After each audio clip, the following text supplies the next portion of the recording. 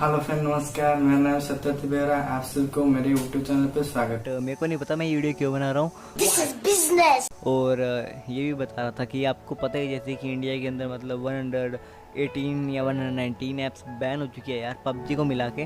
तो क्या ये बोल सकते हैं यार, मतलब गवर्नमेंट का डिसीजन है तो मतलब ये सही होगा।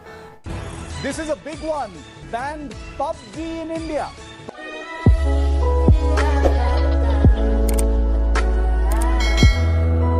PUBG मोबाइल गेम ऐप, उस पर भी बैन लगा दिया गया है। असंभव!